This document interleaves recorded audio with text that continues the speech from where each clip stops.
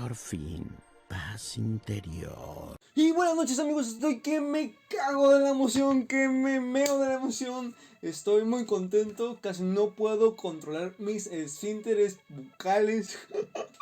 ¿Eso existe? Eso no existe. ¿Qué es un esfínter? A ver, ¿qué es un esfínter? Según yo, un esfínter es un músculo redondo que dilata y contrae. Algo por el estilo. No sé, ahorita les pongo las definiciones aquí. Fum, fum, fum, fum.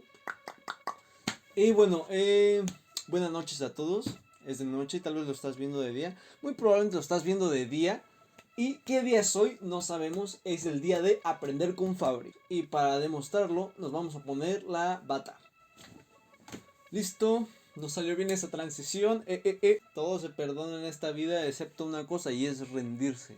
Rendirse no se perdona porque nos lleva a una vida miserable. Como vieron en el título de hoy, vamos a ver la fisiología celular. La fisiología es aquella rama de la ciencia, sobre todo de la medicina, que va a estudiar el progreso de la vida, el desarrollo de la vida, el crecimiento de la vida, cómo nos mantenemos vivos, cómo nos mantenemos saludables, cómo nos mantenemos en homeostasis. Ahorita vamos a ver esos términos y mucho más con Body God. ¿Cuáles son las bibliografías? Guyton y Boron. Cada capítulo que sigamos viendo, depende de cómo va la respuesta de estos videos. Les voy a decir la bibliografía, obviamente no siempre va a ser la misma y eso es lo chido porque hay videos de fisiología de Guyton, pero yo voy a hacer de muchas bibliografías combinadas. Lo mejor para los futuros mejores. ¿Cuántos tipos de fisiología vamos a tener? Eso me lo preguntaban en el examen, no entiendo por qué, pero bueno. La fisiología obviamente va a abarcar desde la genética, desde fisiología molecular, hasta la fisiología del organismo completo, la fisiología sistemática, la fisiología comparada. ¿Cuál es la fisiología comparada? La que comparamos entre especies de animales. Ay, ¿tienes tantos estilos? Vírica, bacteriana, vegetal, mamíferos, invertebrados, fisiología. Unidad básica de la vida, la célula. ¿Cuántas células tenemos? 100 billones. Y un cuarto es eritrocitos. Pregunta de examen, ¿cuál es la relación del líquido que tenemos en el cuerpo humano?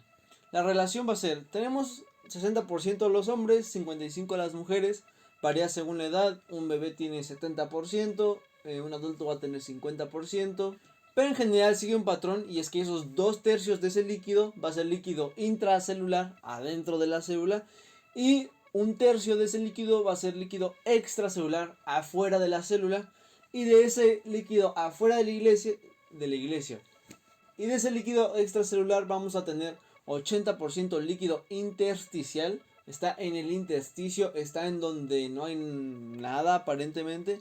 Y el otro 20% de ese tercio, que ya vimos anteriormente, va a ser plasma. ¿Qué es el plasma? El plasma es el líquido de la sangre sin células. ¿Cuáles son las características de este líquido extracelular? Te doy 3 segundos para pensar, ¿no? No me digas, yo puedo adivinarlo, no me digas, por favor, no me lo digas. Bien, dímelo. Está en constante movimiento, según Guyton. Número 2. Su primera etapa es en la sangre, su segunda etapa es en el tejido. ¿Cómo? A ver, explícame, Fabri, ¿qué estás diciendo? ¿Qué paradigma estás diciendo? Nos rompes la cabeza. El líquido que absorbimos tiene nutrientes, tiene iones, tiene muchas cosas que son necesarias para la vida, pero tienen que llegar a la célula porque la célula las necesita para trabajar. Entonces, ¿cómo vamos a hacer que de la sangre pase a la célula? Los capilares son los vasos más pequeños que tenemos en el sistema circulatorio y estos están en contacto con las células íntimamente. De hecho, hay una regla de que una célula no puede estar más de 50 micrómetros lejos de un capilar. ¿Y cómo va a pasar de los capilares a los tejidos? Bueno, es que los capilares son permeables, excepto para las proteínas plasmáticas. Entonces, pues todos se van a agarrar empujones, así vas chocando, pip, pip, chocas para allá, chocas para acá, choco por acá, chocamos para acá, chocamos para acá. Entonces van chocando así hasta que salen por un poro capilar. Y aquí es donde les voy a explicar cómo funciona una inyección. Entre más trabajo haga un músculo, pues mucho más irrigación va a necesitar, más oxígeno va a necesitar. Entonces los músculos están muy irrigados, lo que nos facilita a que a través de este método, pero ahora a la inversa, nosotros inyectando una sustancia o algún fármaco al tejido, pues el tejido va a pasar al capilar más o menos por el mismo mecanismo de difusión. Tenemos el frasco liofilizado. Esto quiere decir que está en presión al vacío. Y pues la ampolla, ¿no? La disolución. Este tiene el contenido y este es como el diluyente. Y desinfectamos la superficie. Nos aseguramos que esté bien puesta. Vamos a sustraer el líquido de aquí. Sacamos el aire sobrante. Ponemos en el circulito donde está en medio, pues vamos a... Y si se fijan, solito se baja, porque está al vacío. Solito se baja. Es con la jeringa puesta. Pues vamos a menearle un poco, tratando de que no se haga espuma en el frasco. Y pues que se disuelva todo, ¿no? Y aspirar o extraer. Hacer unos pequeños golpecitos para que se le salga el aire. Presionamos el émbolo hasta que salga una gotita. Ahí está, ya salió la gotita.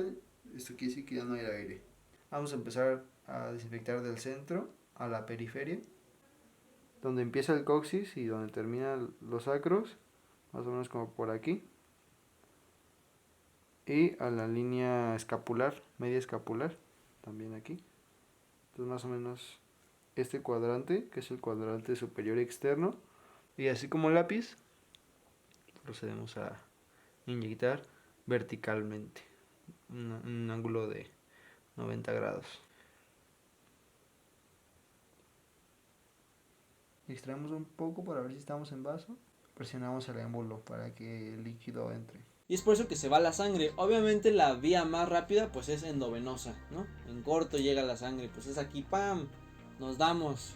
Y si quieren saber cómo se hace, díganme en los comentarios y hacemos un pequeño tutorial para que lo hagan en su casa. ¿No? ¿Lo pueden hacer en su casa? Ya, tonta. Vente, vamos. Te paso yo los artículos, te explico si quieres. Y es que la sangre recorre todo el cuerpo en un minuto. Entonces, hagamos los cálculos. Si yo peso más o menos 70 kilos y de esos 70 kilos el 60% es líquido y de ese 60% un tercio es líquido extracelular y de ese tercio un 20% es sangre, ¿cuánta sangre tengo? Bueno, no hice el cálculo, pero más o menos tenemos 5 a 7 litros de sangre, depende del peso de la persona. Ahora, cuando estamos súper agitados, cuando venimos de correr, cuando venimos corriendo a hacer un examen, corriendo porque te despertaste tarde y tienes que entrar al Zoom, corriendo porque viste a tu crush, pues la sangre recorre hasta 6 veces más rápido, entonces recorre todo el cuerpo en 10 segundos. Impresionante, ¿no? Y una característica del líquido extracelular que se me olvidó mencionar es que Claude Bernard en 1878 lo definió como el medio interno, le milieu intérieur, o como se diga en francés. ¿Cómo dijiste? Dilo fuerte para que todos te oigan. Anda, dilo, hazlo. Le milieu intérieur. ¡Sobalañón! Y no fue hasta 1929, después de la Primera Guerra Mundial, donde Walter Cannon define el término de homeostasis. Y es el mantenimiento de condiciones casi constantes del medio interno. ¿Por qué digo casi constantes? Porque en medicina no hay absolutos, en medicina hay intervalos. Hay parámetros por los que podemos estar vivos. Por ejemplo, la temperatura corporal es de 37 grados centígrados, pero hay un intervalo normal de 36.5, 37.5 y hay un límite no mortal a corto plazo. Eso quiere decir que si se te eleva la temperatura a 40 grados por cierto tiempo pequeño, puede que no mueras. Fabri, pero ¿qué pasa si tenemos mayor temperatura? Bueno, se desnaturalizan las proteínas. ¿Qué es eso? Pierden su estructura. Regresando a homeostasis, cada órgano contribuye a esta estabilidad. Algunos libros lo definen a la enfermedad como la ruptura de este equilibrio, la ruptura de esta homeostasis. Recuerden que el cuerpo humano es una economía, todos trabajan por un bien común. Aquí casi nadie es dispensable. Y el libro menciona que hay que saber diferenciar entre la afección principal o la enfermedad principal y los demás órganos que están siendo afectados intentando recuperar esa homeostasis.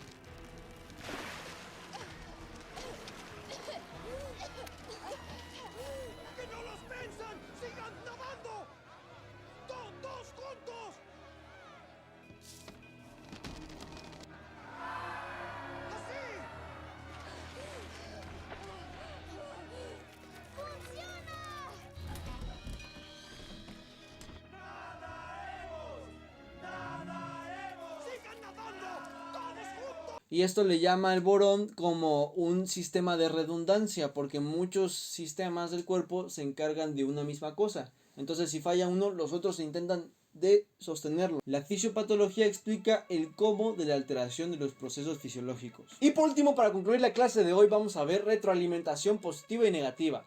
Esta siempre de ley la preguntan en los exámenes y las vas a ver durante toda la carrera. La retroalimentación negativa va a intentar contrarrestar una alteración, va a intentar ponerla a su punto original.